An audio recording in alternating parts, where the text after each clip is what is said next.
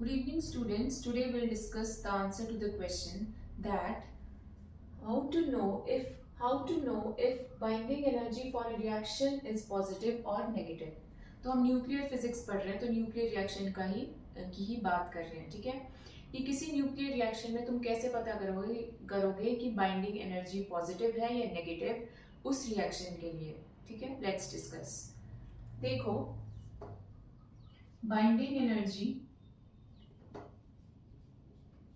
is equal to delta m into c square, जहां पे mass defect जो होता है वो किस में होता है,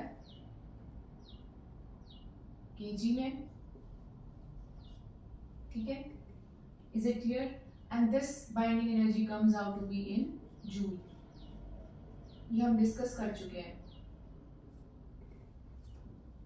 नाउ अगर मेरे पास कोई रिएक्शन दिया है, for example x plus y gives a plus b, जो लेफ्ट साइड पे होता है उन्हें क्या बोलते हैं, रिएक्टेंट्स,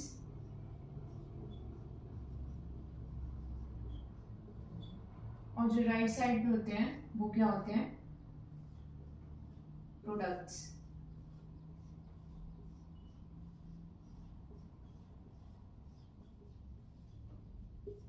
ठीक है। अब देखो, जो स्टैंडर्ड फॉर्मूला है डेल्टा एम क्या है, mass defect. Mass defect is mass lost. तो इस अकॉर्डिंग इनकी फॉर्म में डेल्टा ई की वैल्यू क्या आएगी, अगर मास लॉस्ट है दैट मींस कहीं ना कहीं रिएक्टेंट्स का मास ज्यादा है, so it will be mass of reactants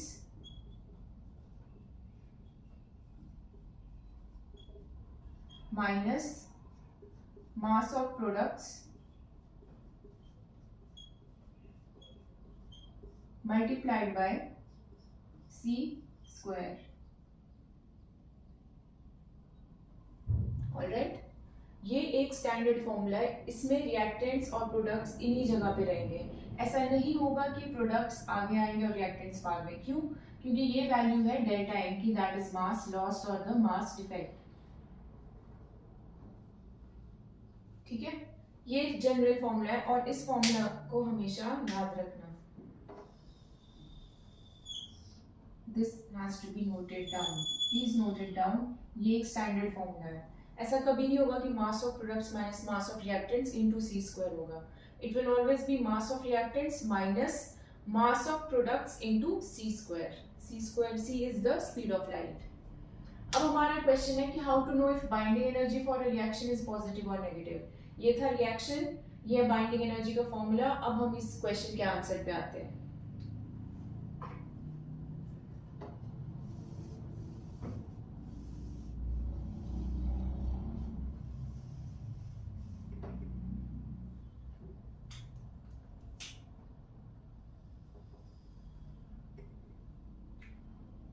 इसमें दो केसेस बनेंगे।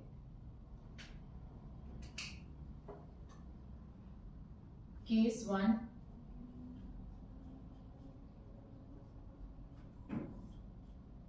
Energy is released. केस 1 है energy is released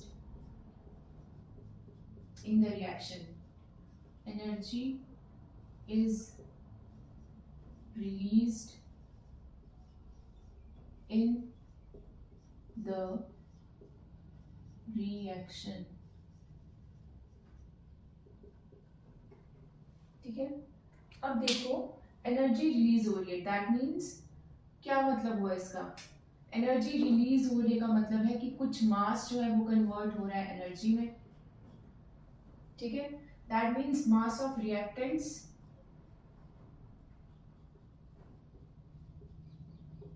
is greater than mass of products,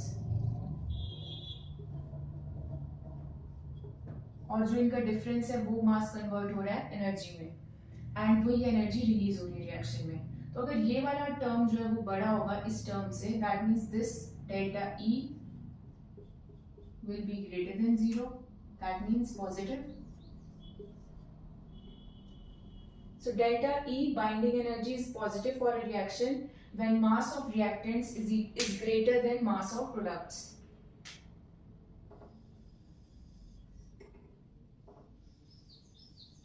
And secondly, when energy is released, delta E और binding energy is positive. Energy release होने पे binding energy क्या हो जाती है? पॉजिटिव. तो ये इंटर रिलेटेड है टर्म्स. अब देखो बाइंडिंग एनर्जी जब रिलीज हो रही है इसमें उल्टा है, इट इज पॉजिटिव. एंड जब बाइंडिंग एनर्जी एब्जॉर्ब होगी जब हम देखेंगे, या जब हम बाइंडिंग एनर्जी या एनर्जी रिक्वायर्ड होगी तो क्या होगा, रिएक्शन में बाइंडिंग एनर्जी की वैल्यू नेगेटिव होगी. ठीक है. यहाँ देखो नेक्स्ट केस, केस 2.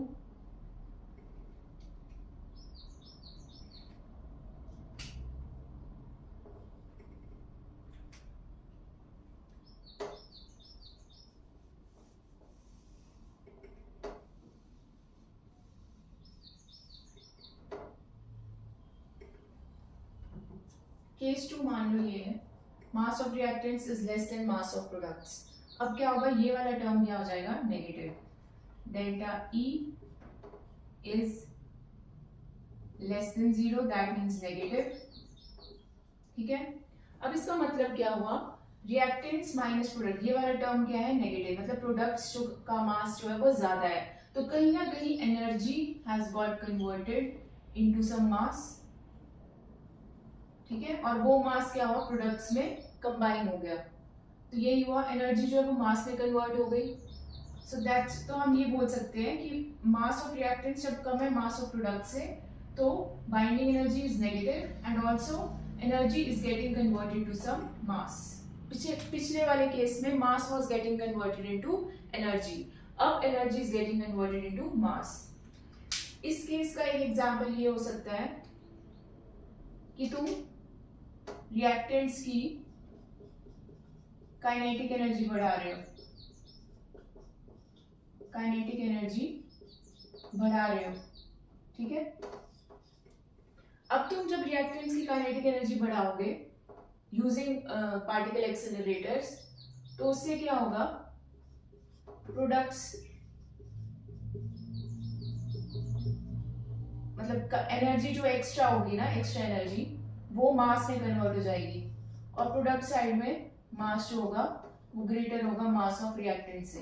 तो एक केस ये हो सकता है कि ऐसा कुछ हुआ हो कि रिएक्टेंट्स की काइनेटिक एनर्जी हमने बढ़ा दी. पहले रिएक्टेंट्स की काइनेटिक एनर्जी कुछ थी, मान लो कम वैल्यू, तो उसके बाद जब वो बढ़ा दी गई तो वही काइनेटिक एनर्जी जो एक्सेस है वो कन्वर्ट हो गई मास में, और प्रोडक्ट्स का मास जो है वो क्या हो गया, बढ़ गया. ठीक है. So then mass of product will be greater than mass of reactants. तो अगर ये केस आएगा तो फिर क्या होगा, बाइंडिंग एनर्जी नेगेटिव होगी और some energy is being converted into